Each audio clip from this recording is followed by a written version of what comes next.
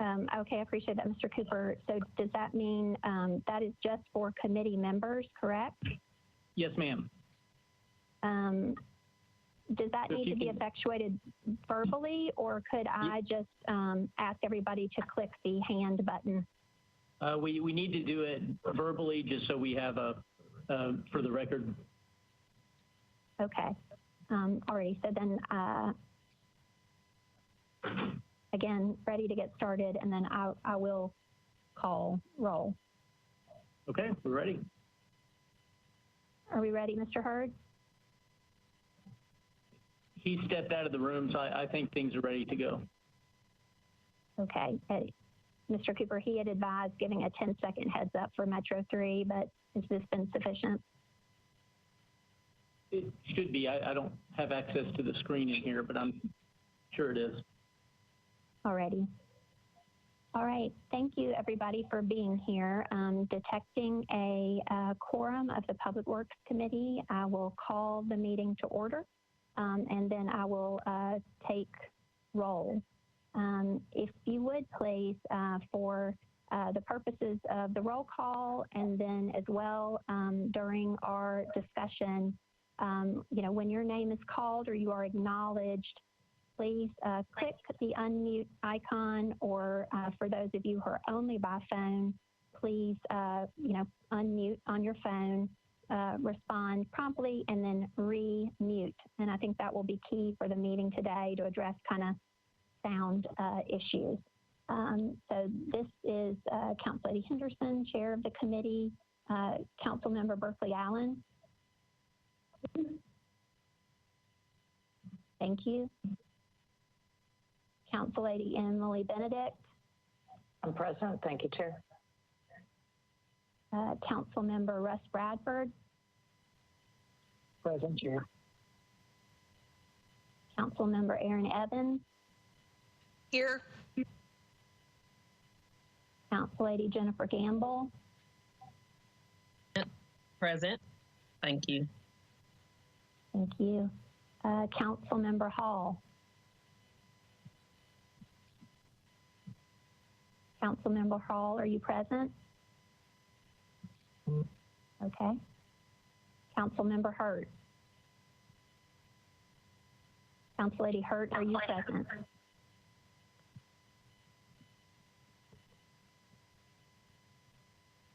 Okay. Councilman Nash. Here. Councilman O'Connell.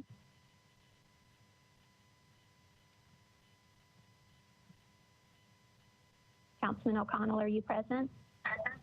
I am here. I'm trying to use WebEx. Let me try again.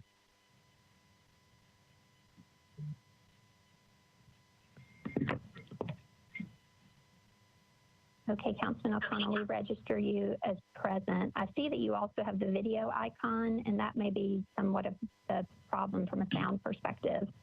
There is a call-only function, even though you are on WebEx as a platform, you don't enter through the video, enter through the call-in.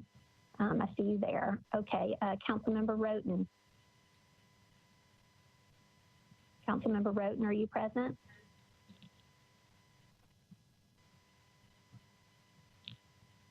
Vice Chair Zach Young. Vice Chair Young, are you present? Present. Thank you. Okay, thanks everyone. I've been asked by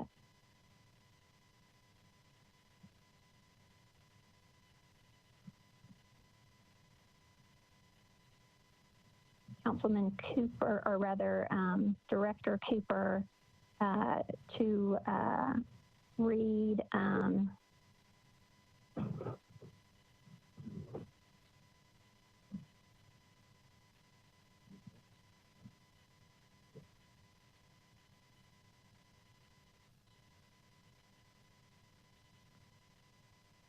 bear with me here. I had this open, but I don't believe that's the right screen.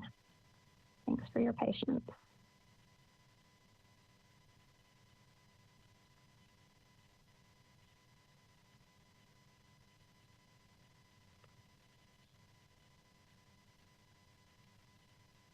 Alrighty.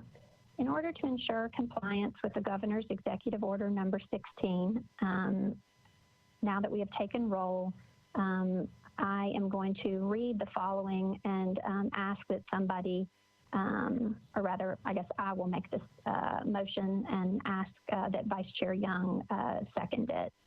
I make a motion that this committee meeting agenda constitutes essential business of the Metropolitan Council and the Metropolitan Government, and that meeting electronically is necessary to protect the health, safety, and welfare of Tennesseans in light of the COVID-19 outbreak.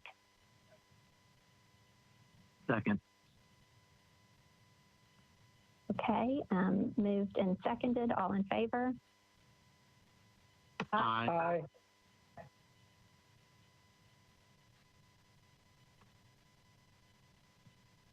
Alrighty, this is a good time, please, for us to go over how we will go about voting in the midst of this meeting. And Mr. McCoy, can you express to folks the best way to do that given this platform?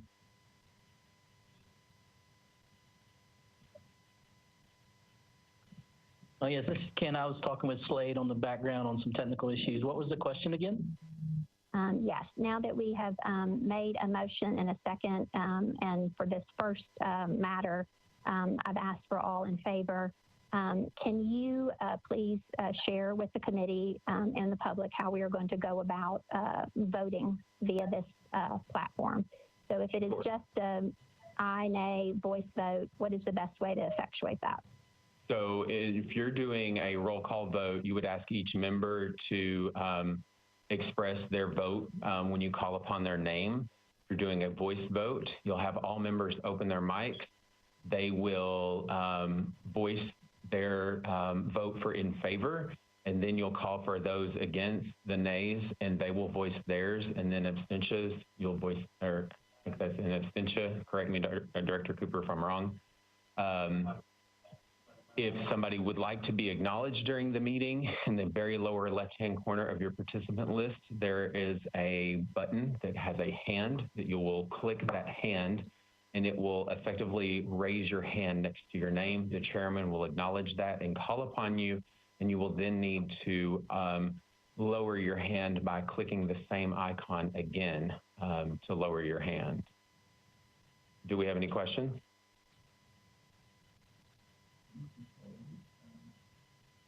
No. Okay. Okay. Chairman, back to you. Okay, so we have passed then that initial motion. And with that, we will move into our agenda. The agenda should be visible to you on the screen.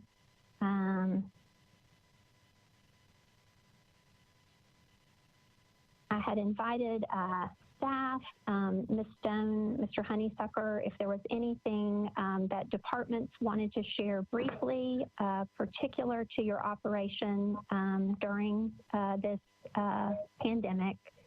We would certainly want to express our appreciation to all our staff, make sure that everybody is operating safely, that those who are able to work from home can, as we are today, meeting from our own home together, but apart. And so it is not necessary for departments to provide a staff report, but if there is anything that you think would be constructive for the committee and for the public to understand how your department is operating at this time, we especially appreciate the challenge of moving right out of a tornado and the relief and recovery efforts there, and right into a pandemic. So it's certainly a unique time, and I think we all in the committee want to express our appreciation to our staff and our department directors. Ms. Stone or Mr. Honeysucker or anyone on that staff, if there's a report that you have to give, would you please raise your hand?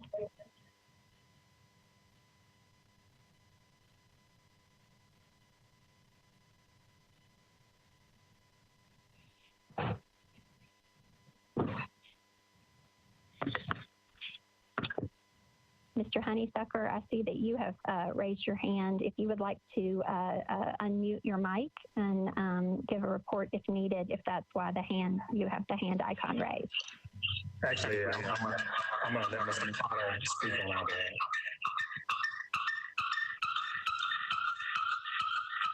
Okay, if you will please mute your mic.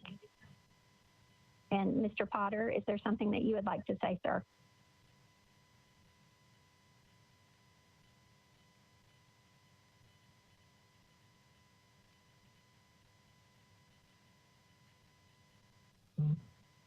Director Potter.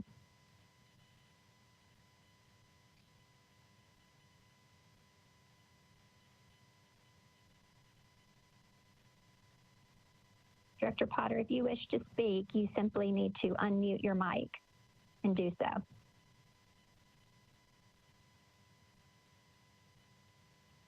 How about now? There you go. Can you hear I me? can hear you, sir. Yes. Okay, sorry about that. So we're at level 2 of 3 levels. Our level presently is only operationally essential personnel are reporting to work, and otherwise everyone is working from home.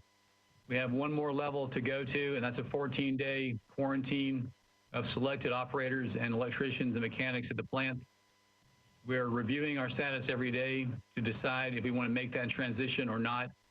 And at this point, we feel comfortable with where we are, not placing our operators, electricians, and mechanics into a quarantine.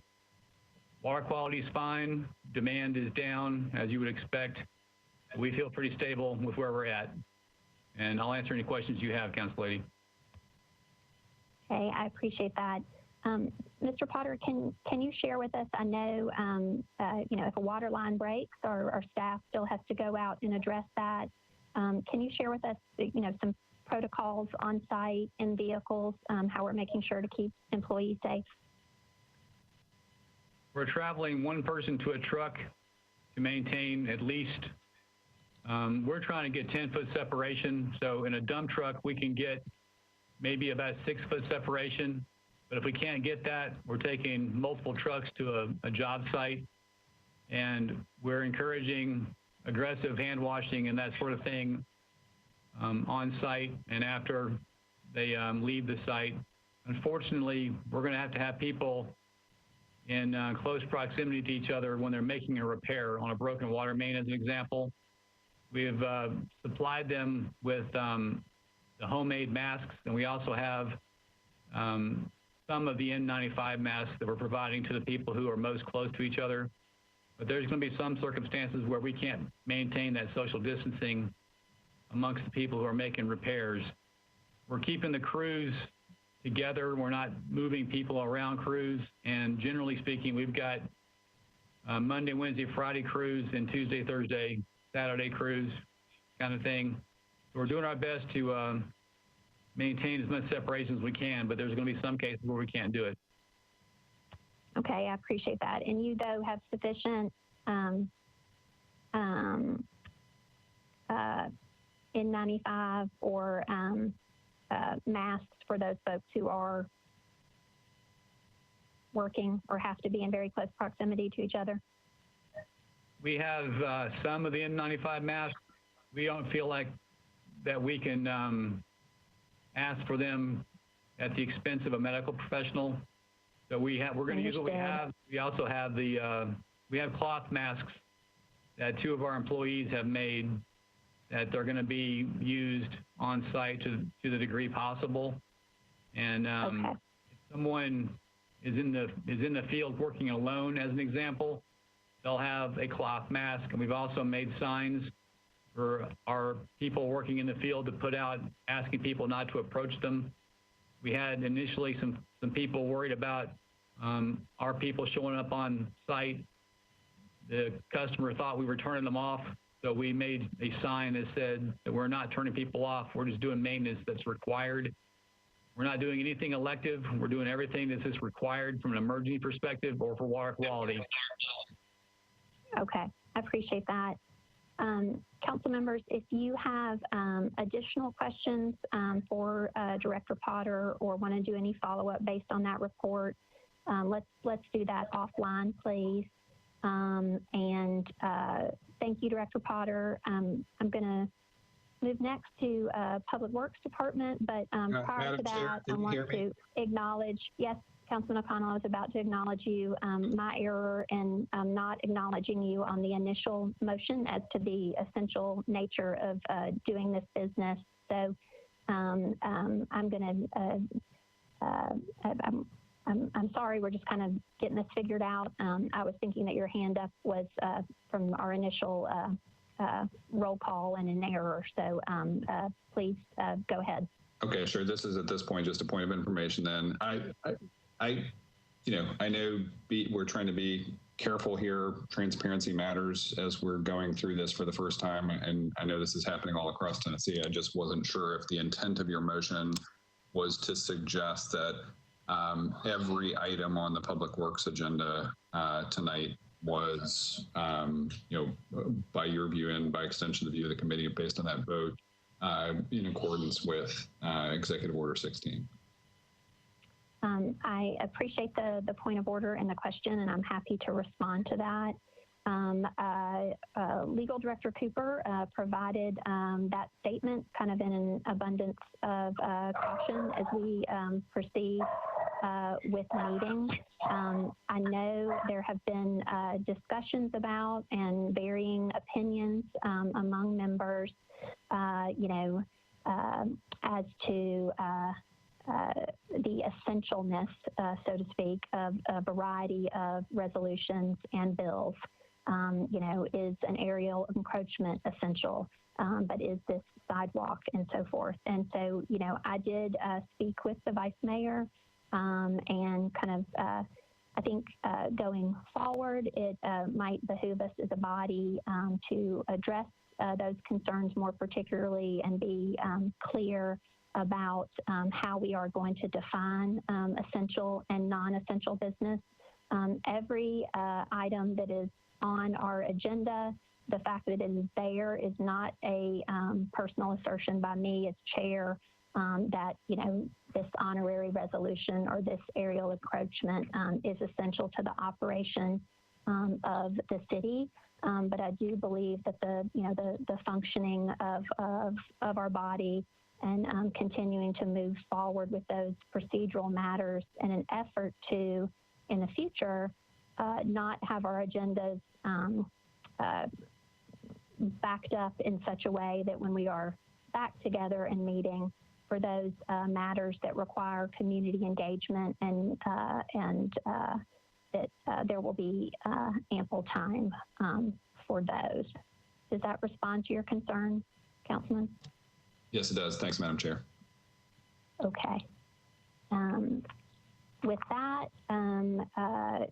Ms. Stone, let's see. I believe I saw your hand up. Ms. Stone, you're acknowledged for the Public Works Department staff report.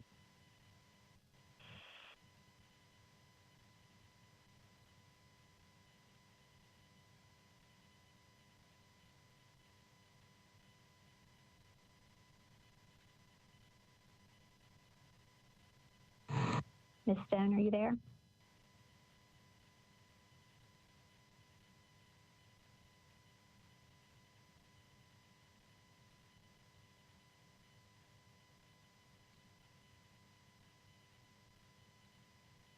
Staff, are we able to hear from Ms. Stone?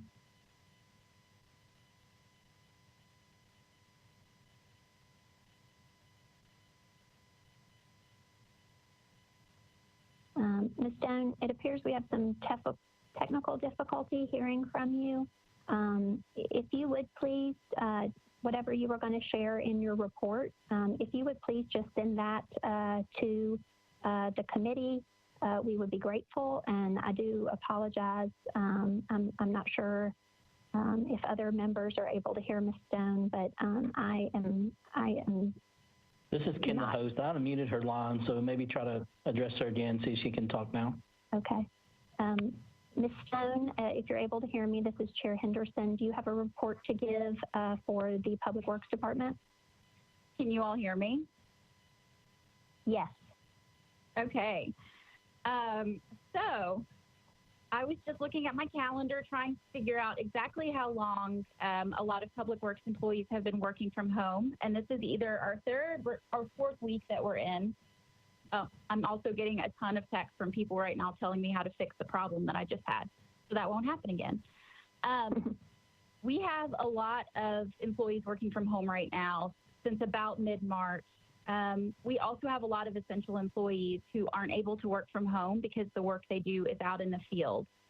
So we have, all of our facilities are closed to the public, including our permits office and our main administrative building. And we are doing that work via mail or email. In terms of our field employees, we are down to about 50 employees working in the field right now, and all of those employees do have PPE. They do have the personal protective equipment. So when you see individuals out picking up your trash, they're going to have a mask and gloves on. The thing about the nature of a lot of our work at Public Works is that it is outdoors, which, you know, depending on what you're reading or hearing at any given time, does offer a little bit more protection than working in an indoor environment. But we are making sure that our employees are their hands, sanitizing their hands, washing vehicles, and wearing that PPE, also avoiding being together in close proximity as much as is possible given the nature of their work. And like I said, everyone else is working from home. I've heard from many of you, council members, via email, via text message. We're all accessible via our cell phones. I think most people at Public Works have forwarded their desk phones to their work cell phones as well. So you should be able to get a hold of us if something does come up. That being said, we want to make sure that residents and constituents are directed to Hub Nashville if they have questions, concerns. We just want to make sure all of that gets documented in one central place, and Hub Nashville is the best place for that. So happy to answer any questions you might have. I appreciate that. Colleagues, if you do have questions for Ms. Stone or for staff, I would ask that you please put those in an email. I appreciate the report, and looking back, Mr. Honeysucker, I still see that your hand is raised. If you would unclick that, please, and Ms. Stone, if you would do the same, then we will move into our agenda. Okay. Right, so moving on to resolutions on consent.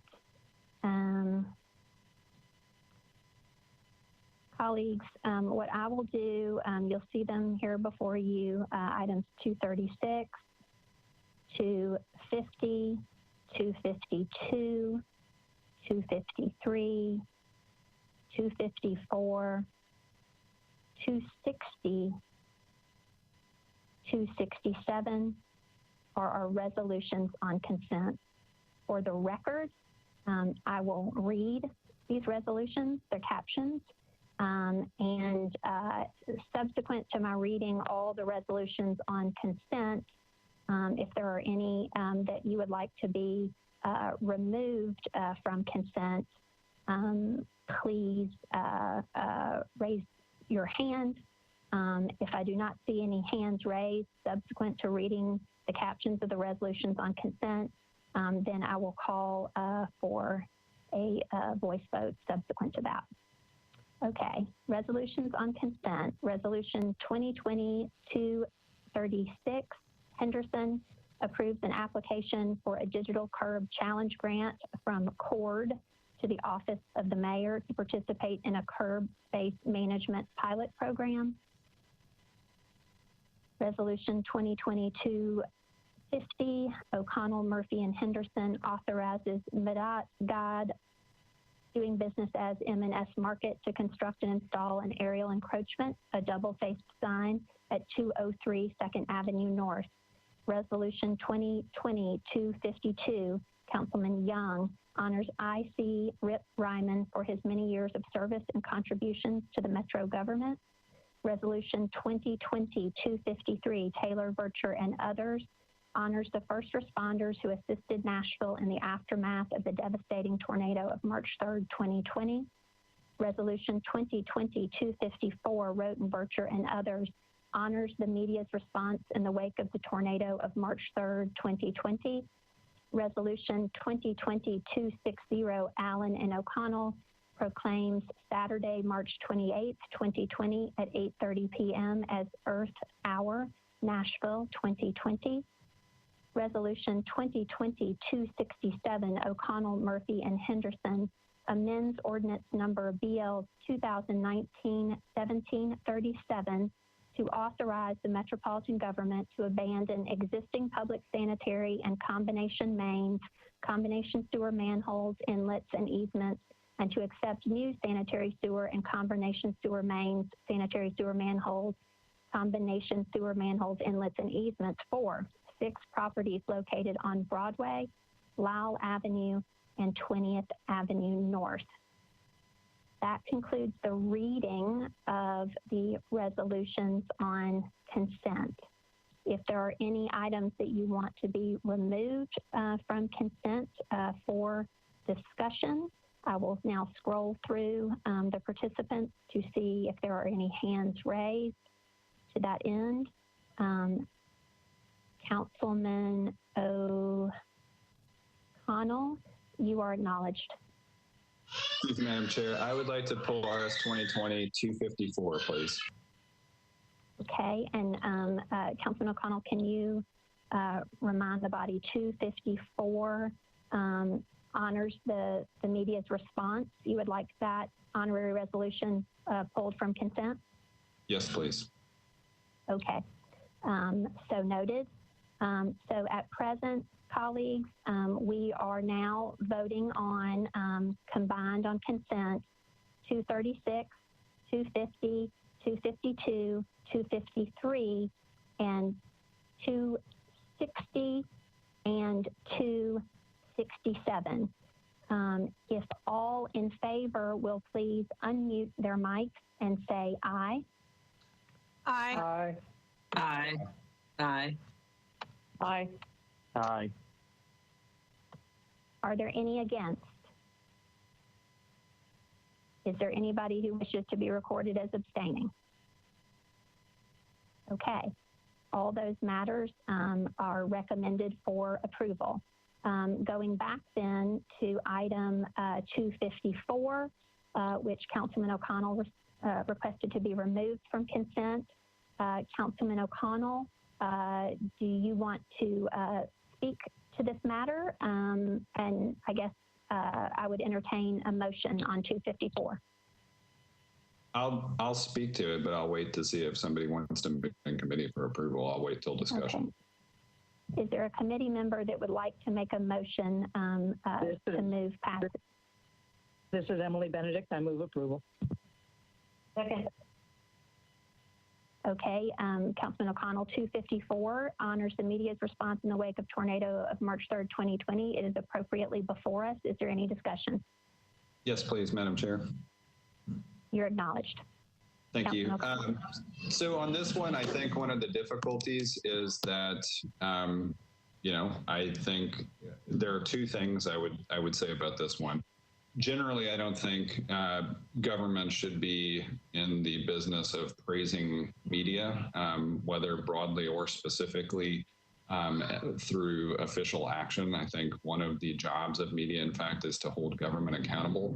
And when we start, you know, basically expressing a formal favor of coverage, it can cause, I think, a sort of conflict of interest. I think even beyond that, though, there are specific media outlets that I'm sure any given member of council might say is more or less problematic. And we've already seen the General Assembly move into territory where they have declared specific outlets, for instance, fake news. I do not want to see this council move anywhere close to that position, and I do not expect to support this resolution. Thank you. I appreciate that, Councilman O'Connell. I am looking at our attendance. Is anyone who is a sponsor of this bill present in committee that would like to speak to it or respond to Councilman O'Connell's concerns, looking specifically for Councilman Roten or Council Lady Bircher, who are listed as co-sponsors. Colleagues, I will mention to you, this is before us because of a consolidating of the agendas into the three main committees. This is not something that would typically be before us. And with that, is there anybody that is a sponsor of Resolution 254 that would like to speak on it? Chairwoman Henderson, this is Councilwoman Bircher. Thank you, Councilor. You're recognized. Oh, yeah. So this resolution is really just a simple one. It's an acknowledgement of this body just thanking the media for one, the coverage and providing timely information to the constituents that we're elected to serve. And I think we all can agree, given the uniqueness of where we are as a city, the media, the television station, social media, website, you know, all those different mediums have played a significant part in the community being updated, being informed, and also adding a value of calmness to the city. And Madam Chair, if you will indulge me, it was on a HOA conference call last night, and many of those homeowners and board members were actually speaking to this. They mentioned a particular neighborhood social media platform where they feel they are getting a lot of pertinent information, and it is also allowing them to, in this digital age, many like to be able to triangulate information to verify to various sources. So I think this resolution is really just an acknowledgement from us, not putting one over the other or endorsing a particular brand as it related to the media coverage in the wake of the tornado, but us just simply saying, you know, we honor you and we thank you because like our first responders, many of our reporters and our journalists, you know, the producers of the news stations, a lot of them put in a lot of hours and we're also frontline too. So I think a lot of times, sometimes we can leave them out in emergency and recovery efforts. Okay, Councilman Bradford, you are acknowledged. Thank you, Madam Chair. I just wanted to voice my support of this resolution. And just like Council Lady Bircher spoke, this is not saying one news outlet is better than the other. You know, so many of these producers and reporters and camera folks were out there almost immediately after the storm hit, helping to provide updates and information and spending countless hours doing their jobs and helping get the information out to people, and especially our meteorology media, helping get the word out, helping get the warnings out so that people could take shelter, you know, preventing a large loss of life. So I respect and appreciate Councilmember O'Connell's viewpoint, but I think we should approve this resolution. All right. Does anyone else want to speak on this resolution? Okay. Seeing none. Councilman Anderson, I would say one last thing by way of response. I think that's actually part of the issue. Thank you, Madam Chair. Well, I think one of the issues here is that this actually does paint the entire media with a broad brush, and so it does not allow room for distinguishing one media outlet from another. It does not say network X or newspaper Y did a thing. It also makes no effort to distinguish between neighborhood-based, community-based social media outlets that would not ordinarily be and probably are not understood by most of the city to be quote-unquote the media. So again, I understand why the resolution was brought. I'm certainly appreciative of outlets who did a lot here to do efforts in the community, but I just don't think government should be in the business of praising media. Thanks.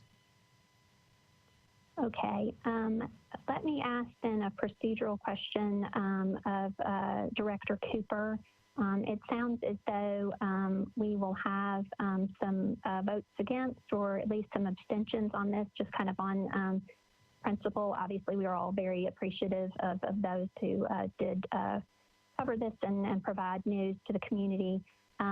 Given that, do I need to roll call this, or can I just call for ayes, and then if there are any against, we can just have those folks identified separately? Director Cooper? I think for this resolution, you could do a voice vote, and then I'll note how many vote no or abstain. Okay, I appreciate that. Okay, RS 2020-254, we have a motion and a second. You've heard the discussion. If you are in favor, would you please unmute your mic and say aye? Aye. Okay, and those against? No. No. No. Okay, will those who were against please raise their hand button or click their hand button so as to identify yourself? I'm seeing Councilman O'Connell. Is it correct that you are voting no? It is. Thank you, Madam Chair. Councilman Nash, is it correct that you are voting no? Correct. Councilman Young, is it correct that you are voting no? It is correct. Thank you. And Director Cooper, if you would please add my abstention, please. For Councilmember Henderson, I'm going to abstain on that. Okay, please. so I have 5 for, 3 against, and 1 abstention. Correct.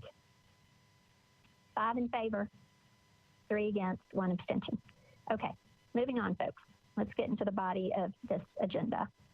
We are now moving into resolutions for discussion. If those who raised their hand to be acknowledged as voting no would please unclick their raised hand buttons. Thank you.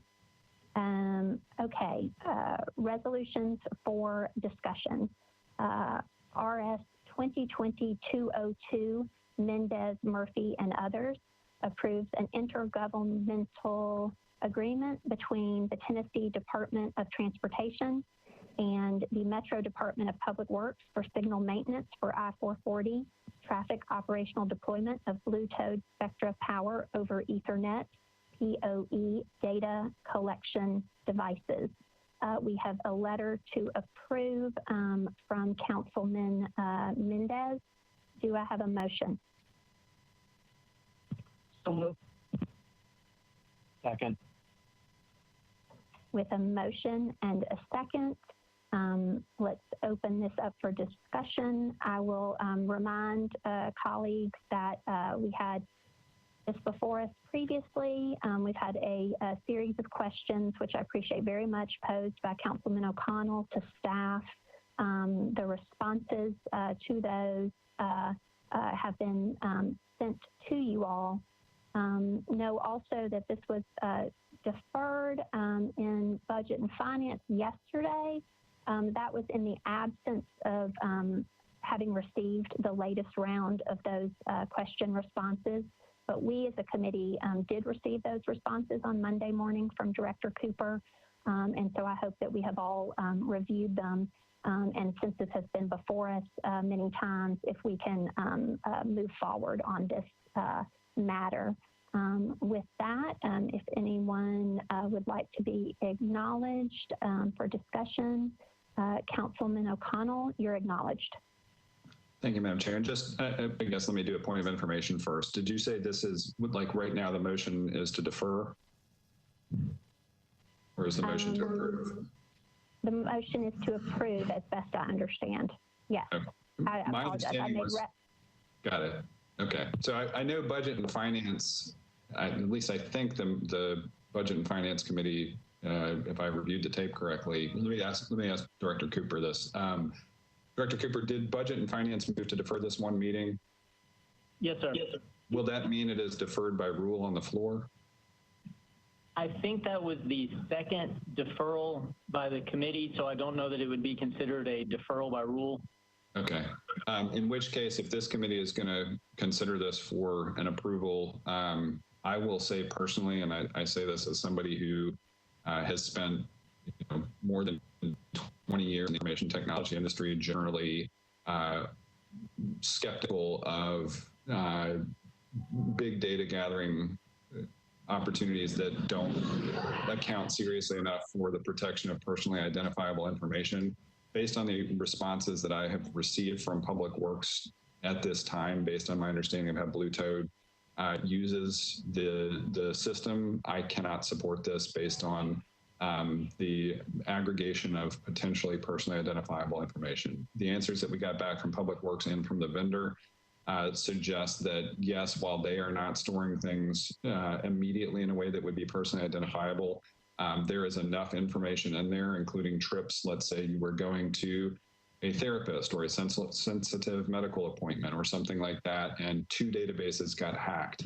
Suddenly, a lot could be learned about you. There has been considerable coverage of data sets like this, including location-based data. At the end of 2019, the New York Times published a remarkable data analysis piece, basically about location-based data, generally being able to determine where individuals were at specific points in time. This is not something I think we should be promoting for Nashvillians in terms of privacy. This is not something I would want Metro to be in the business of until and unless we can ensure better data protections. Thank you.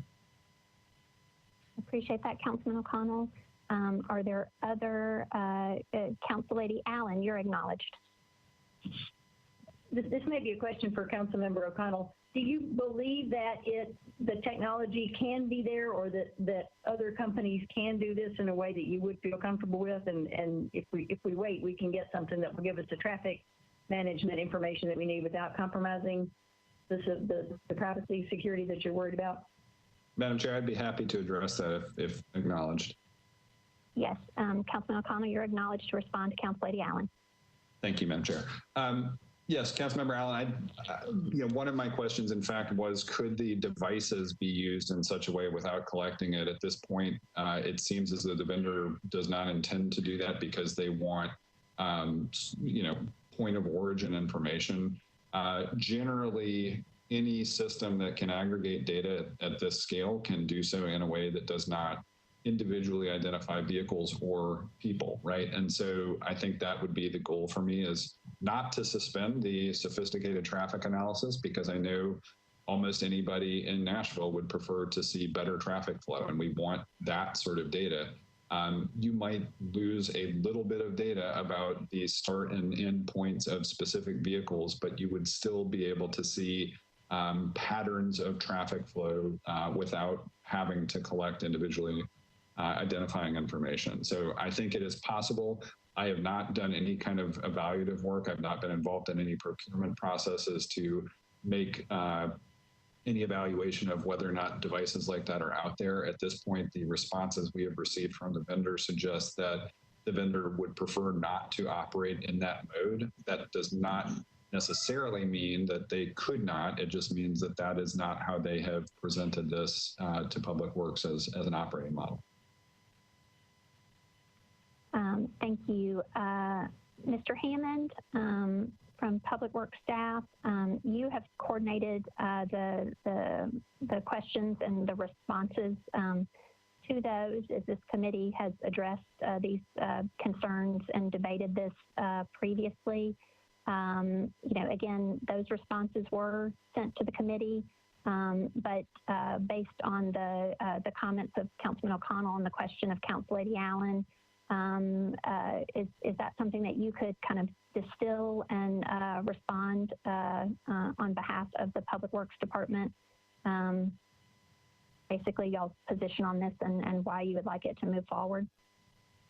Mr. Hammond?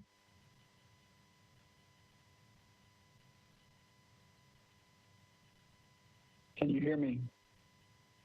We can, yes. Okay. I'm not sure that there is a technology that does that with a complete lack of a future possibility of being able to dredge up that personal data. What we're looking for in this, the way the technology works, and to my understanding, the way any of this type of technology works, is simply looking for a match. If we could match license plate, that would be a way to do it. If we could match it's a green pickup truck at this time and we see it in two different places, at that point we can calculate things.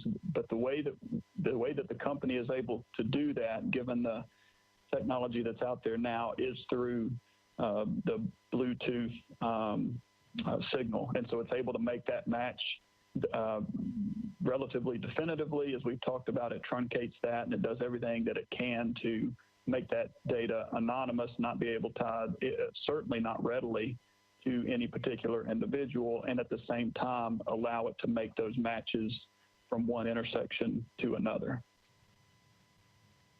Mr. Hammond, can you speak to, with the Bluetooth functionality, does someone have the opportunity by way of their phone to opt out of that? If they don't want to be participating, I assume this is Bluetooth via phone. I know some cars have embedded Bluetooth systems now, but is there a way for a citizen to opt out, so to speak? As far as I know, there is not, because Bluetooth, as you alluded to, come from various sources, not only phones, but some cars have tire pressure gauges, and those things are communicating back to the computer devices within the car using that Bluetooth signal. It can pick up on those. It can pick up on a variety of other devices that might be transmitting Bluetooth information. The only way that you could would be to turn the Bluetooth signal off on the phone, and certainly it is an imperfect data sensing device in that it doesn't pick up everything. It only picks up those Bluetooth signals that it can, and only records those matches as they travel through the system. That's the only way that I know that you can disable from being detected. Okay, I appreciate that. Councilman O'Connell, I see you there. I'm going to see, is there anybody from the administration or Office of Transportation and the mayor's office that would want to speak to this matter? Okay, seeing none. Councilman Nash, you're acknowledged. I think I want to speak in favor of this. We definitely need all kinds of data on our traffic to try and get some of it under better control. There are so many different things we do every day. They use a credit card, cameras all over. I find this imposition on privacy to be very small, if at all. I certainly understand if they get hacked, things can happen, but and then we've had big banks and credit cards get hacked. I trust from the letter that they've got protections in place, and I think the benefit here far outweighs the risk. Okay, I appreciate that. Is there, Councilman O'Connell, I will acknowledge you again.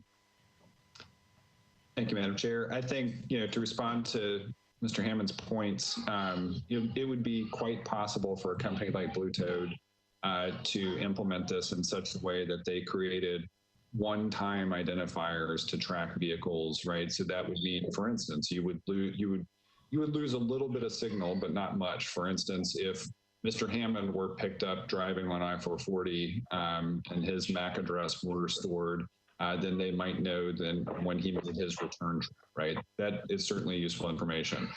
They could also easily create a one-time identifier, though, for Mr. Hammond, so that when he made his from trip, let's say he's going to the grocery store, that could be recorded as a trip. When he returned home, that would also be a trip. It would pick up a different identifier. It would be much more difficult to then individually identify Mr. Hammond under such a circumstance. It would certainly make the data slightly less strong, but the data privacy protections would be stronger. I think that's where I can't support this. Okay. I appreciate that. Is there anyone from the legal department, Ms. Costonis? Could you speak to this briefly? If colleagues do have a concern as to just kind of contractually through data storage or otherwise, I think the company has very specifically spoken to their practices. But is there anything from a legal perspective that you would share for those who have privacy concerns? Hi, this is Teresa Costonis. So it is my understanding that this is actually a Tennessee Department of Transportation contract, and I believe the contract is actually with the state. Jeff, is that correct? That is correct. This is part of part of the 440 project. And I'm not sure to what degree the state may have use of this Bluetooth technology in some other locations outside of Metro within the state, as well as for the 440 project specifically, in which case they may have a more overarching agreement with Bluetooth than just specific to this one project. But that is a little bit speculative on my part since I haven't seen their agreement with Bluetooth. I can address that a little bit. Yes. Ms. Costonis, if you will mute your mic, and I'll acknowledge you, Mr. Hammond. Thank you. Yes, the state TDOT does have an agreement with this company, much larger than just in Nashville. There are other cities who have bought devices that will work into this system. And the way that agreement is working is they are doing a statewide contract with the company to pay for all of the hosting services. And so any city in the state that wants to buy into this system and partake of this data simply buys the device. They're about $5,000 per unit, installs those, and then the state pays for all of the hosting and the data capability that comes with that. And that's how that's being done across the state. Mr. Hammond, you had provided a map where all these units would be along the 440 corridor and roads that feed into that. At $5K per unit, I don't recall on the fiscal note, what is that a one-time cost for the city? Who conducts the maintenance on those? What was the cost, please?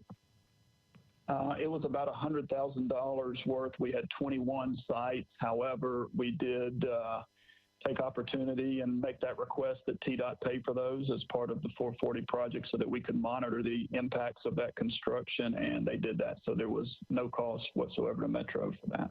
Okay, so there's no cost to Metro. I appreciate that clarification. Okay, colleagues, not seeing anyone else wishing to speak.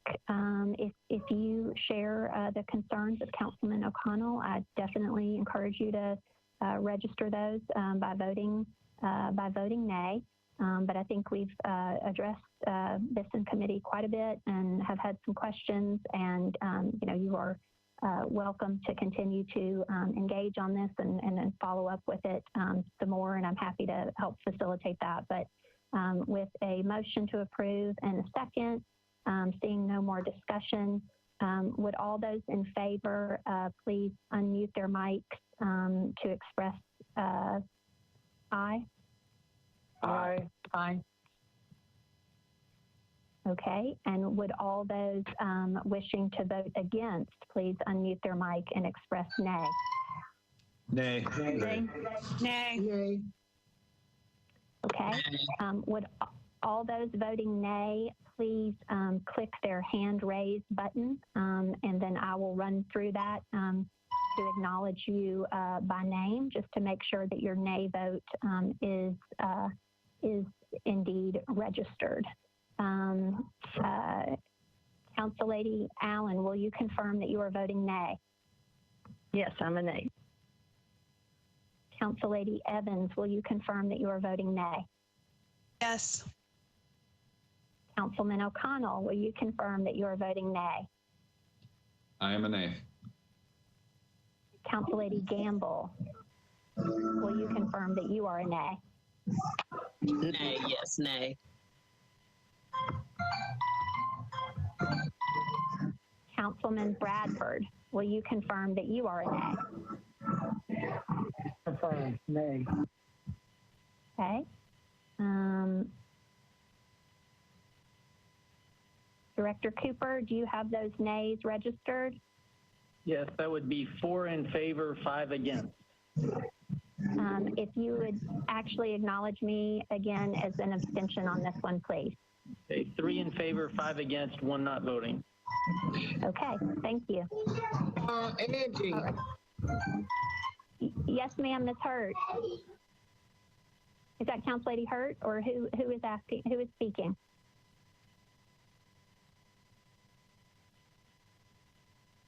Who's speaking, please? That sounded like Councilmember Hurt. It did. Let's see. Mr. McCoy, am I unable to see those folks that are calling in by phone? I guess I'm unable to see that they are raising their hands and acknowledging them as a nay vote. I heard, I believe, Council Lady Hurt. Oh, there you are, Council Lady Hurt, with your hand raised. So for 202, are you wanting to be acknowledged as a nay vote, Council Lady Hurt? Abstaining. As also as an abstention. Thank you, Council Lady Hurt. I apologize that I missed that earlier. Director Cooper, can you restate the vote, please, now? 3, 4, 5 against, 2 not voting. Thank you. Okay, if everybody will please unclick their hand raise button so that we kind of clear that queue. Resolution RS 2020-209, Councilman Nash requests the Davidson County delegation to the Tennessee General Assembly to support a change in state law to include stormwater utilities among the utilities covered under the Water and Wastewater Treatment Authority Act. Councilman Nash, I understood that you had the intention of withdrawing at this time. You are acknowledged. That is correct. I wish to withdraw. I certainly think it's an issue that we need to discuss sometime in the future, but the finances and the circumstances right now are not conducive to a good discussion.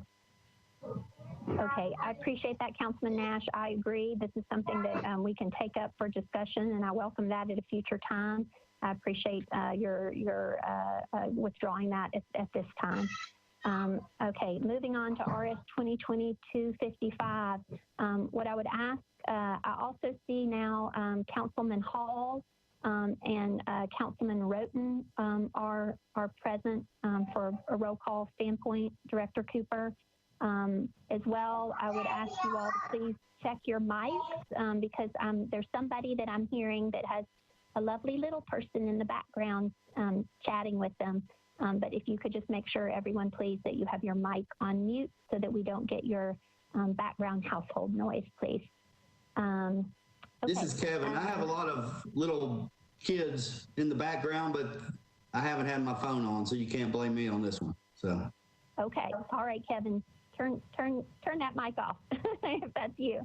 I will not out the offender on here, but just please, everybody, make sure if you've not been acknowledged by the chair, please do mute your mic as you listen to the meeting.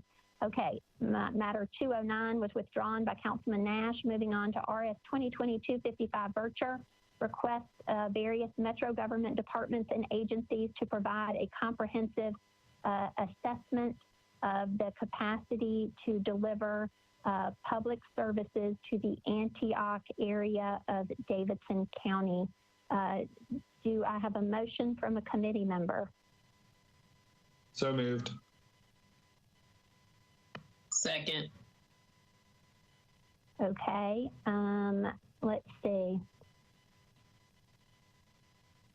I think this is a matter that's also going to the Planning and Zoning Committee. I know that we have the sponsor on the call with us, Council Lady Bircher. Let's see if there's any, let me see if there's anybody on the committee that is requested to speak. Seeing none, Council Lady Bircher, you are acknowledged.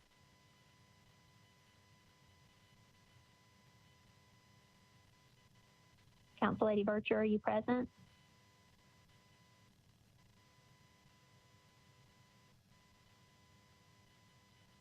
Can you hear me? I can hear you. Yes, go ahead, Council Lady. Okay. Oh, thank you. Thank you, Madam Chair. This resolution, and I hate for us to always have to keep prefacing it with legislation that we bring forward, is really just a common sense ask. Many are aware of just the growth out in the area. We build schools that's already at capacity when we build them.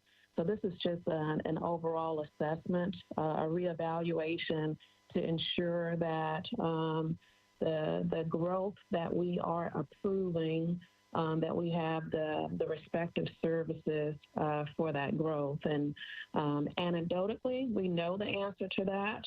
This resolution just puts data behind it. Okay. Are there any committee members that have questions or comments on this matter? If so, please click your raised hand button. Okay. Council Lady Allen, you're acknowledged. Thank you, Madam Chair. I certainly understand where Councilmember Bircher is coming from, and this is a topic that came up a lot on the Chamber's Report Card Committee as we talked about school capacity and growth and how we could ensure that we got ahead of the curve and provided additional schools as more people were added. So that's certainly a key issue to be thoughtful about how infrastructure is there when we need it and not years later.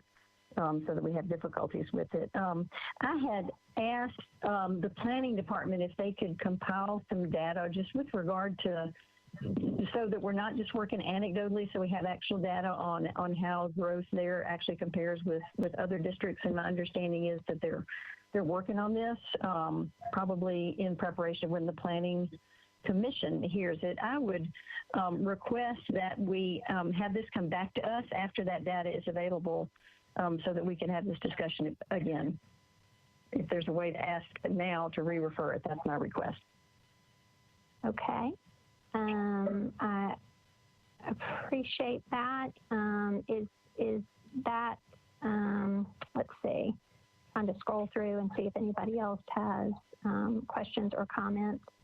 I guess in response to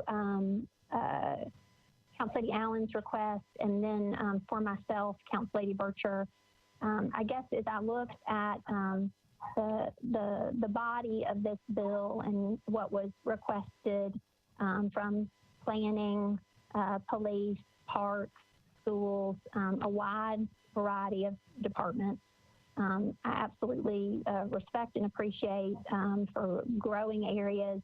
The desire to garner data across all those platforms is acute and necessary. I guess as I look at this, though, I'm wondering there is no mention in the resolution really like who would be the convener of this data. In some ways, it reminds me, though I guess maybe not to the level of detail, of our CIB process is administered by the planning department, but obviously here we're bringing in kind of police and some other, and fire and others, and so I guess what gives me pause on it a little bit is just hoping that, whether it's North Nashville, Antioch, Council Lady Roberts district, I mean, wherever kind of is going to be, the next booming booming place, that, you know, we're putting a process in place that responds to Southeast's desire to get this information, but doesn't work cross purposes to some of our other processes. You know, really hoping that for best information for you in this current effort and for others going forward, that we could establish a little more what this looks like, what would be the staff time, who would be the convener, how would it be compiled, and so forth. So Council Lady Allen is asking for a re-referral. I am wondering if you feel perhaps if we were to defer one meeting, if we might be able to answer some of those questions. Council Lady Bircher, could you share kind of your thinking on that about? Yeah, so the city already has a process, and that process is Nashville Next. So this resolution is basically because, just to give you some background, we didn't have 200 participants in that process. And this actual endeavor started really about 12 years ago up under Councilman Coleman, Councilman Duvall. At this time, when they were on council, they were pounding and sounding the alarm at the rate of growth for the area and how the infrastructure had not kept up with the growth of the area. Fast forward that to the end of his term, when the Dean administration started investing in infrastructure in the area. This is a quote. His comment was he wished he had listened to those council members at that time. Was on a call. We did a conference call with planning. They were supposed to send a summation to me. I haven't received that. I was hoping I would have it for this committee. But the convener, this would be our planning department. First, we got to get the data from the respective departments. But because our planning process, much of it is housed at the planning department, they would actually be the convener. Okay, I appreciate that response. We can't move to the next step forward with this putting and envisioning process for the region without the data. Okay. Councilman Young, you're acknowledged. Thank you, Madam Chair. Looking at the resolution, you know, the subtitle says the Antioch area, but looking at the resolution, it's specific to one district. And I'm sure every council member here would love to have some more detailed information on different capacities or whatever to serve, but I think this is asking too much of staff right now, because I think this information will turn into what a lot of information that people are given turns into is it's something that's just put on the shelf. I think the departments have their own internal strategic planning that they do on their own that addresses growth and things like that. And I feel like this would be an unnecessary burden and weight for staff, and that I'd like to move that the motion to approve be tabled.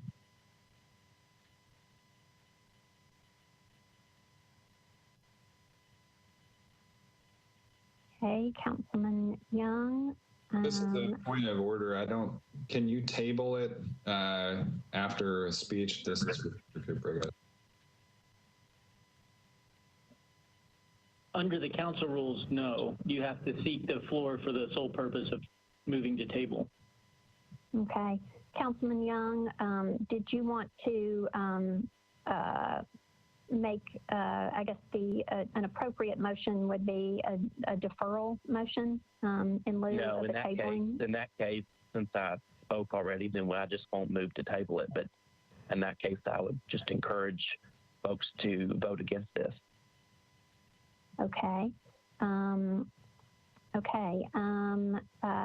Council Lady Allen, just can we refine what your motion was?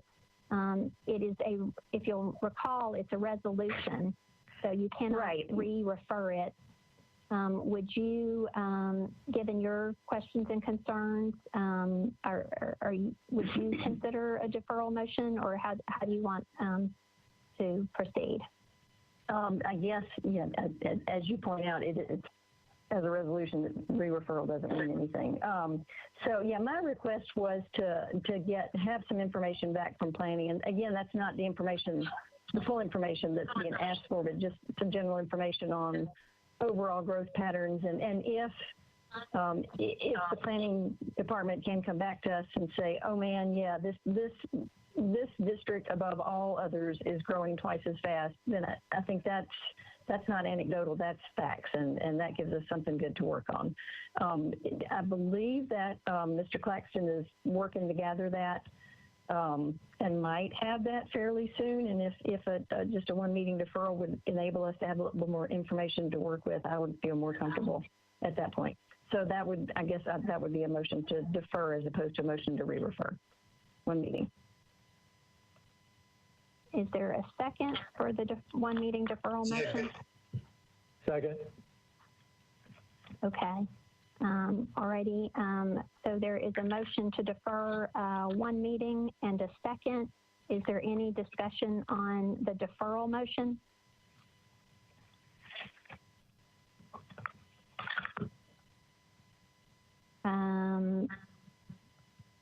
Let's see. I am not seeing any hands raised for discussion on the deferral, but if I am not accurate in that regard, or if you are by phone and I cannot see you, if you want to speak on the deferral motion,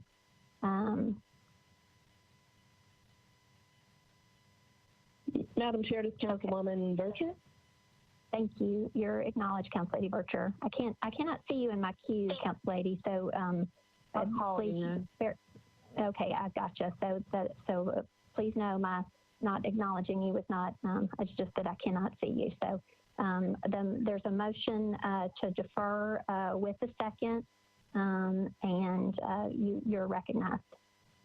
Thank you so much, Madam Chair. And of course, I know that's never your intent, so thank you so much.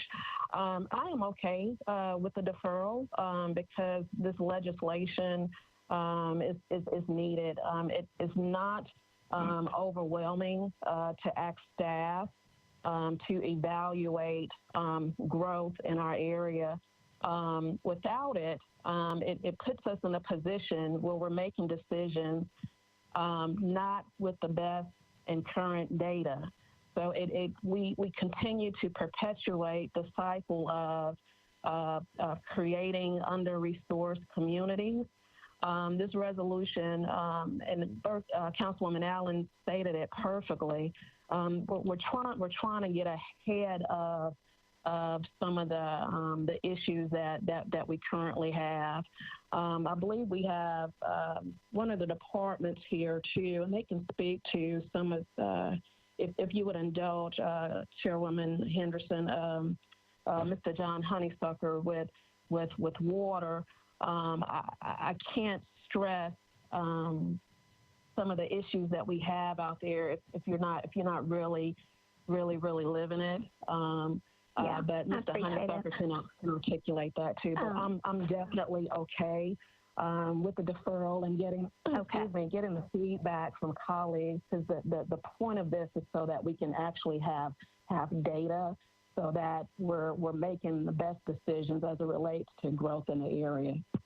Understood and appreciated. I think what I hear from this deferral motion is, an appreciation for what you're trying to achieve here and support for it, and just wanting to make sure that, we kind of organize this or understand it a little bit better from staff's perspective, and what the date is that you're going to be getting back, so that in time that informs our CRB process, our infrastructure planning, our school planning, or all those strategic plans that Councilman Young alluded to, and that we make sure that in doing it here, that we're kind of beginning as we intend to go, and making sure that what would be done for your area would be replicable in other areas or inform the overall process. So with that, while I appreciate that Mr. Honeysucker could speak to that, with all due respect, I'm not going to acknowledge him at this time because we are tight on our agenda. So committee members, we have a motion to defer one meeting. If you support that deferral motion, would you please unmute your phone and say aye? Aye. Aye. Aye. Is there anyone against the motion to defer one meeting? No. Councilman Young, was that you against?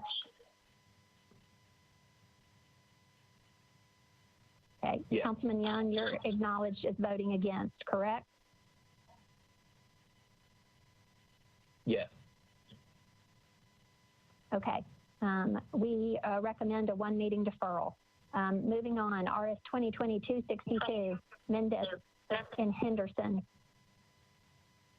authorizes and provides for the financing of the construction of a wastewater facilities project, including authorizing the execution of applications, contractual agreements, and other necessary documents, and making certain representations, certifications, and pledges of certain revenue in connection with such financing.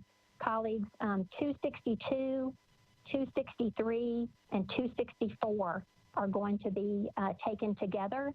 They are all similar matters. They all have a proposed substitute. They all have a letter to approve. So I have just read 262. I will now read 263.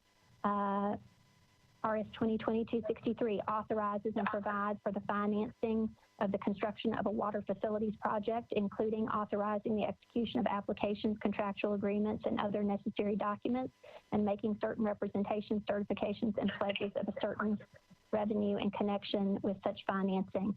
RS 2020-264, Mendez and Henderson, authorizes and provides for the financing of the construction of a water facilities project, including authorizing the execution of applications, contractual agreements, and other necessary documents, and making certain representations, certifications, and pledges of certain revenue in connection with such financing. Again, we are taking these three matters together. We have three corresponding substitutes. If I can get a motion on the substitute, then subsequent to that, any questions that you all have from staff to clarify on these, we can move to that. Do I have a motion? Move the substitute. Okay. Do I have a second? Second. All righty. So having now what's before us is the bills 262, 263, and 264 as substituted. Could I acknowledge, please, somebody from water staff for a very brief explanation of these three bills, please? Sure. This is Amanda Moyer. These three bills represent about $32,493,000. They will go, they are loans from the State Revolving Loan Fund, and they will go for the following projects. The Shelby Sewer Rehab, that's $11.6 million, and will help rehab 5,000 feet of gravity sewer. 8th Avenue Reservoir Tank and Paint Project, which is $17,373,000. 38th Street Reservoir, which is $8.1 million, and 12th Avenue South weir project, which will take 2-inch to 8-inch water mains and make them into 8-inch water mains, and that represents about $7 million. The reason you see this in 3 separate pieces of legislation is because they represent separate loans. Okay, and I appreciate that. And so, Ms. Moyer, this departs from kind of a typical process in that we can get, as I understand it from listening to Budget and Finance, an exceptionally good rate on this from the Tennessee State Revolving Loan Fund. Is that correct? Yes, ma'am. The interest rates are 0.95%, 0.65%, and 0.95% respectively across the legislation. Okay, I appreciate that. Thank you very much for that explanation. Are there any council members seeking to be recognized or with any questions? Okay. Seeing none, but also recognizing we have some by phone who I cannot see in my queue. Any last call for any questions or comments on these 3 bills? Okay, hearing none. The motion before you is to approve 262, 263, and 264 as substituted. If you are in favor of those 3 bills as substituted, please unmute your mic and say aye. Aye. Aye. Aye. Aye. Aye. Aye. Are there any no votes? Any abstentions? Seeing none, you recommend approval as substituted 262, 263, and 264. RS 2020-266, Mendez, Henderson, and Welsh authorizes Metro Public Works to increase the fee for backyard garbage collection. Do I have a motion?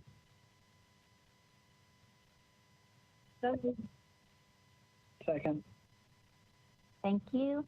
Let's see. I know from Budget and Finance Committee yesterday that this is the first increase since 2005.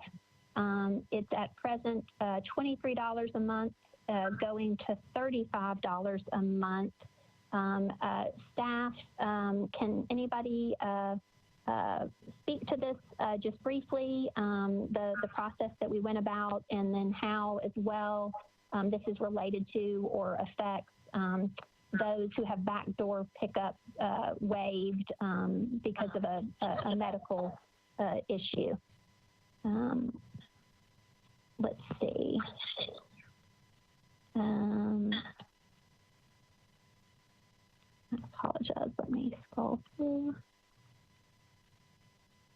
Councilmember Henderson? Yes, Ms. Wallstrom from Public Works, you are acknowledged. Okay. This is a monthly charge, and as you said, it hasn't been raised since 2005. This represents an average increase of approximately 3% per year over that time frame. Waivers are currently still available for anyone who has medical issues and can get a signed waiver from their doctor. We have numerous backdoor pickups that are currently waivered. In fact, we have more than the people who are actually paying for the backdoor waivers. We looked at the cost for this. We issue billing for this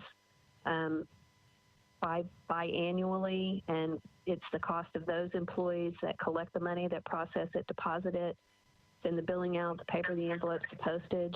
This also includes 311 call center, the calls that they receive on the back doors, and it includes the equipment operator that is driving around to pick up the back doors, a percentage of his time. Okay, thank you for the explanation. Are there any council members who have questions or comments? Councilman O'Connell, you're acknowledged.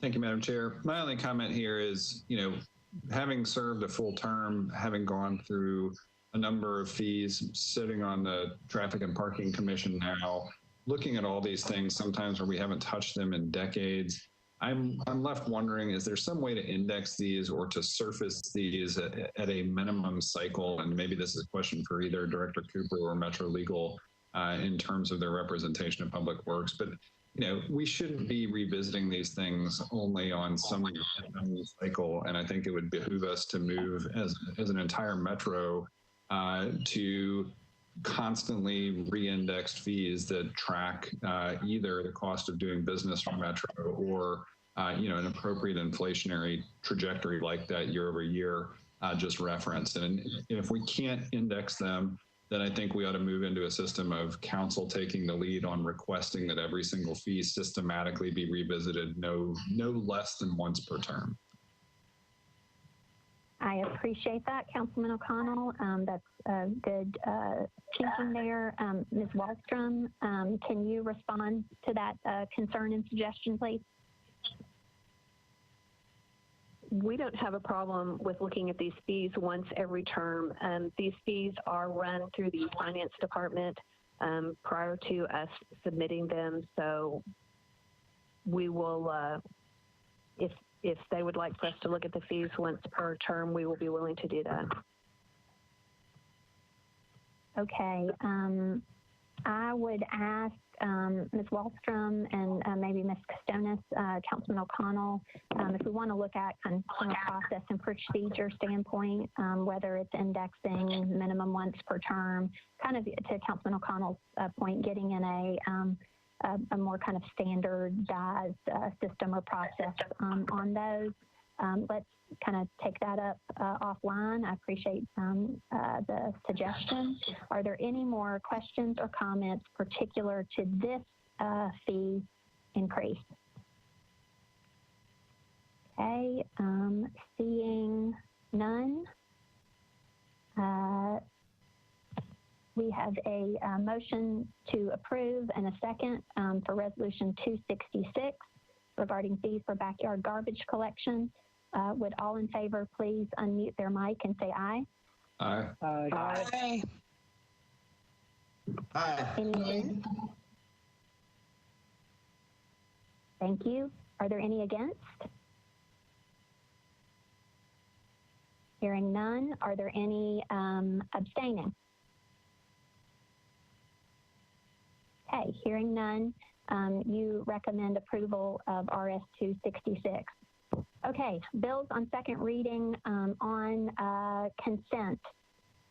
Okay, so colleagues, I will read these all together in a batch, and then we will vote on them at one time. BL 2020-193, Withers, Murphy, and others abandons a portion of Tillman Lane right-of-way and easement from Riverside Drive to Railroad right-of-way. You have a letter to approve and an email from Councilman Withers. Thank you to him explaining this abandonment today. BL 2020-199, Mendez, Murphy, Henderson, amends Exhibit 1 to BL 2017-1000 to include an additional 3 tracks. I believe this was for a, the caption's not telling us, but for a sidewalk on West Hamilton. So that's for a Metro sidewalk project, adding, including 3 additional tracks. BL 2020-200, Murphy, Mendez, and others authorizes the acquisition of certain right-of-way easements, drainage easements, temporary construction easements, and property rights by negotiation or condemnation for purposes of Public Works Department project, Bowling Avenue sidewalk improvements. And then BL 2020-201, Pulley, Murphy, and others authorizes Green Hills Mall TRG LLC to install, construct, and maintain an underground encroachment in the right-of-way located at 2130 Abbott Martin Road. There are letters to approve on all of these. Those have been read into the record. And so with that, if you want to vote in favor of 193, or I guess rather, Are there any of these items on consent that members wish to be removed from consent? If you do, please click your raise hand button.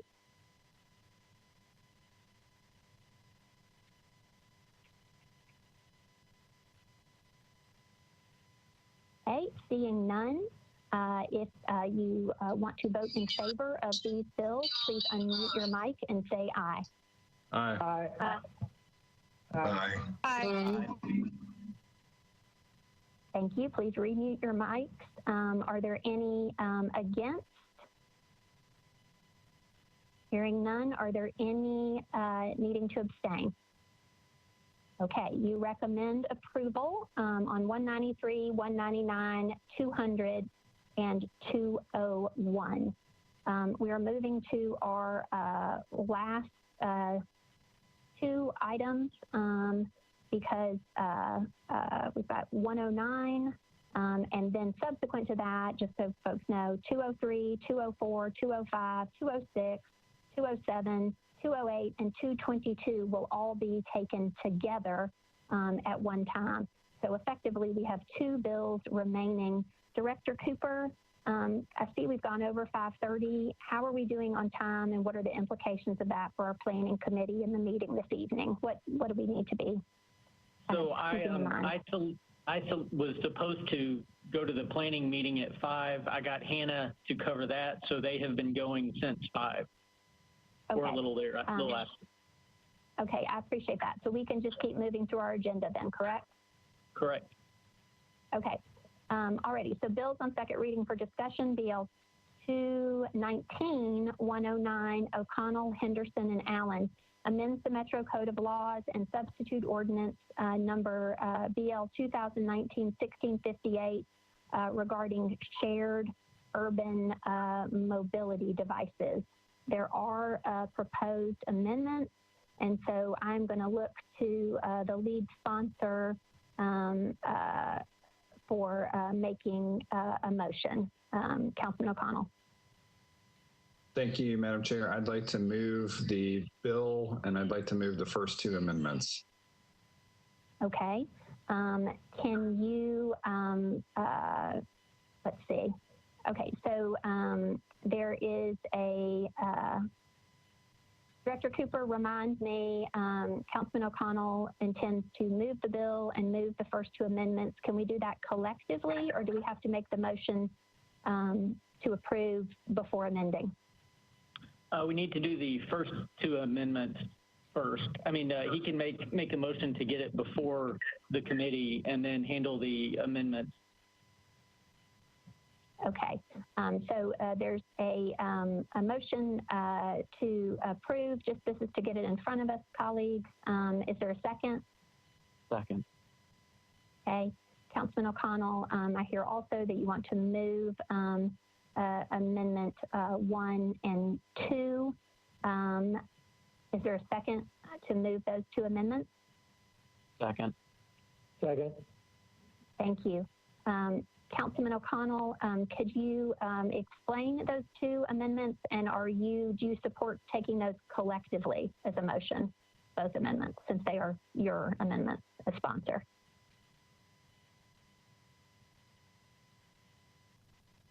Councilman O'Connell. I'm sorry, I had to take care of something urgent in the planning committee. Sorry, can you repeat? Yes, so you're acknowledged to explain your two amendments. These two amendments have basically been worked out with the administration, multiple potential bidders, right, operators in the space, and have been presented for consideration by a public meeting co-hosted by the Nashville Downtown Partnership and Urban Residents. Anything else besides the first two amendments is not something that has been agreed to either by myself, the administration, operators, or the residents. And I'd like to just encourage colleagues to support the bill as amended by amendments 1 and 2. Thank you. Okay, I appreciate that. Is there anybody seeking to speak on amendments 1 and 2?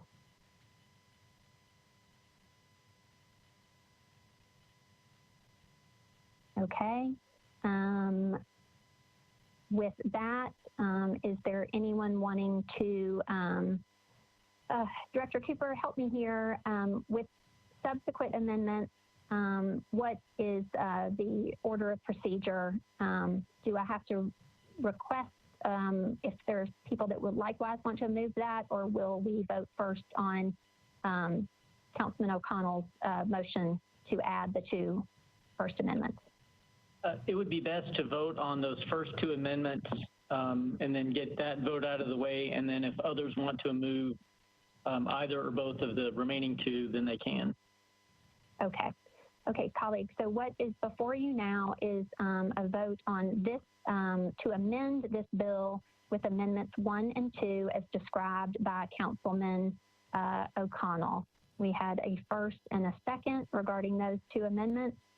If you are in favor of amending the bill with amendments 1 and 2, please unmute your mic and say aye. Aye. Aye. Aye. Aye.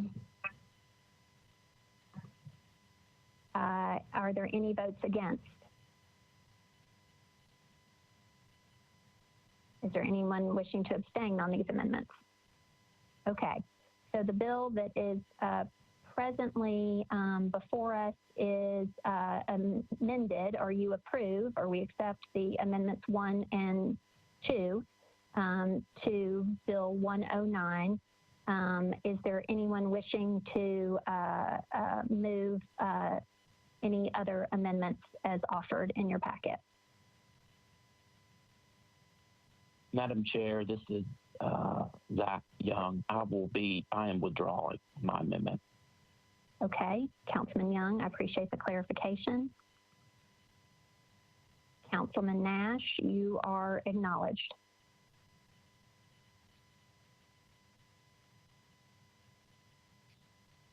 Councilman Nash, please unmute your mic. You are acknowledged regarding Amendment 3. Thank you. Sorry about that. Thought I'd unmuted. No worries. I will be withdrawing my amendment also. All that to say, I appreciate the work you've done to try and get some guardrails on this whole process of authorizing these devices. But that said, probably the largest amount of questions and concerns I received when I was running was about scooters downtown, although we don't have a single one that I know of in my district. It's the person that drives their wife to work in the morning. It's the lady that goes to church at First Baptist. It's the folks that go down to the Bridgestone and have to hop over scooters and the like. But certainly we've got bigger fish to fry right now, and I will be kind of looking at this later, but we're drawing now. Okay, thank you, Councilman Nash. I appreciate that. I want to express my appreciation for everybody kind of sticking with this one, to coming up with kind of some guardrails, principles that will inform the future RFP process, and that could be administered by the TLC or the Transportation Licensing Commission. I think those of us who served last term, I think we all acknowledge that scooters were a somewhat fraught issue, but because it was kind of an evolving, rapidly evolving business model, a lot of different changing technology. I think we all found that kind of hyper codifying that, we were having to go back again and again and again and amend the bill and amend the bill. And so I appreciate Councilman O'Connell leading the initiative on this, meeting with downtown residents and industry. I've attended a really constructive meeting with members of the TLC and downtown residents. So I think we've worked on this for a good long while, and I intend to support it as well. Councilman Nash, if you will mute your mic again. And then, okay, colleagues, what is before you is BL 2019 regarding shared mobility devices with amendments 1 and 2. If you are voting in favor of that, please unmute your mic and say aye. Aye. Aye. Aye. Aye. Are there any votes against?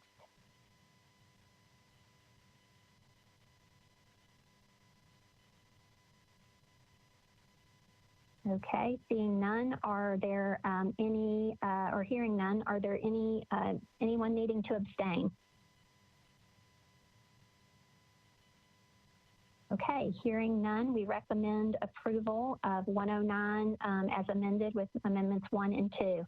Our last matter before us, unfortunately, I'm going to have to read all 7 of these into the record, but these will all be taken together. They all relate to the Capitol View development. BL 2020-203, O'Connell, Murphy, and others authorizes CVA Inc. to install, construct, and maintain underground encroachments in the right-of-way located at 500 11th Avenue North. BL 2020-204 authorizes CVA Inc. to install, construct, and maintain underground encroachments in the right-of-way located at 1 Lifeway Plaza. BL 2020-205 authorizes CVA Inc. to install, construct, and maintain underground encroachments in the right-of-way located at 530 11th Avenue North. BL 2020-206, O'Connell, Murphy, and others authorizes CVA to install, construct, and maintain underground encroachments in the right-of-way at 406 11th Avenue North. BL 2020-207 authorizes CVA Inc. to install, construct, and maintain underground encroachments in the right-of-way located at 500 11th Avenue North. Oh, there's more. But wait, there's more. BL 2020-208 authorizes CVA Inc. to install, construct, and maintain underground encroachments in the right-of-way located at 515 11th Avenue North. And lastly, BL 2020-222 authorizes CVA Inc. to install, construct, and maintain underground encroachments in the right-of-way located at 1100 Dr. Martin Luther King Jr. Boulevard. Do I have a motion? So moved. Moved. Second. Okay, and I heard a second. Could someone from staff or Councilman O'Connell, no real discussion here needed, but if we could just give us an explanation. Obviously, this is a sizable development. These are a lot of underground encroachments, which I assume are in the public right-of-way and may include lighting and benches and other amenities, which I think is of interest to the committee, just seeing how that gets implemented. Mr. Doyle, you're acknowledged just to speak very quickly to what all these bills contain or are doing. Thank you. Okay, I'm actually talking to my phone rather than my PC. Can you hear me, Council Lady? We can. Yes, sir. We can hear you. Just the highlights.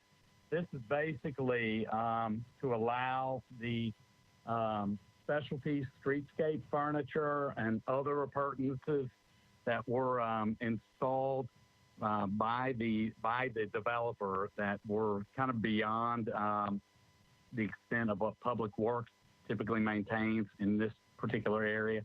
So it's things such as trash bins, bike racks, landscape lighting, planter boxes, specialty pavers that were permitted within the sidewalk areas and such. So it's just to formalize the agreement that the development group is responsible for the ongoing and permanent maintenance and care and such of those items.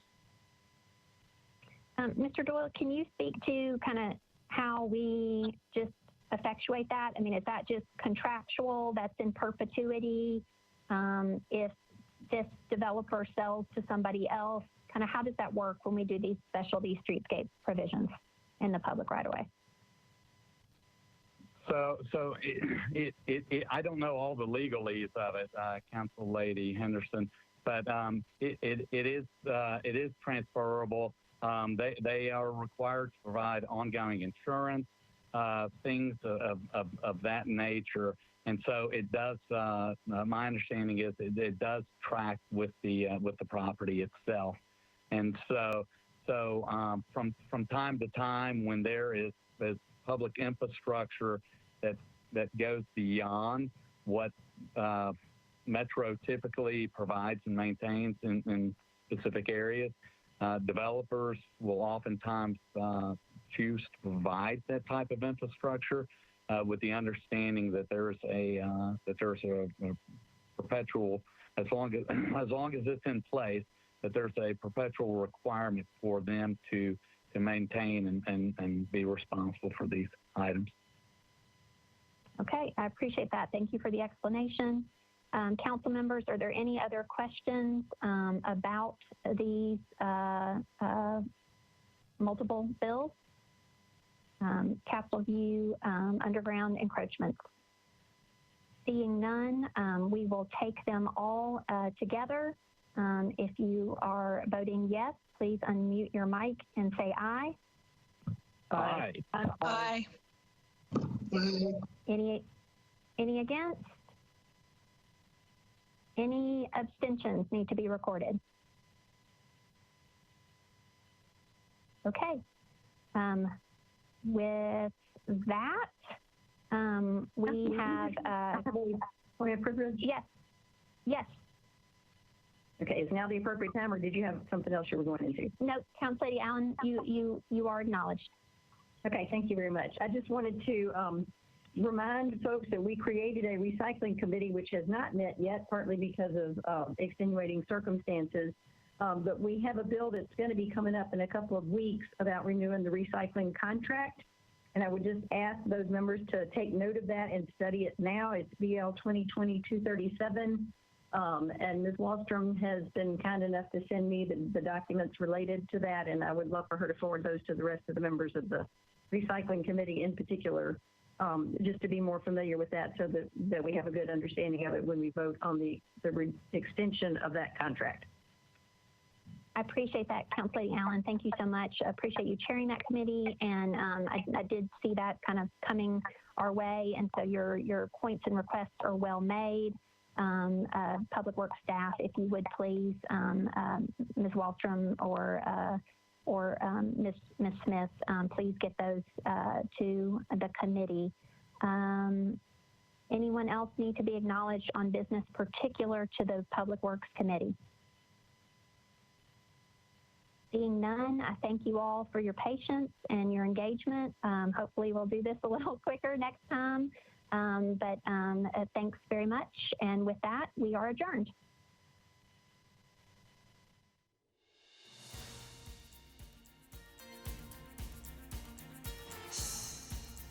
This has been a service of the Metro Nashville Network. If you would like to see this presentation again, or for more information about this and other programs, visit nashville.gov.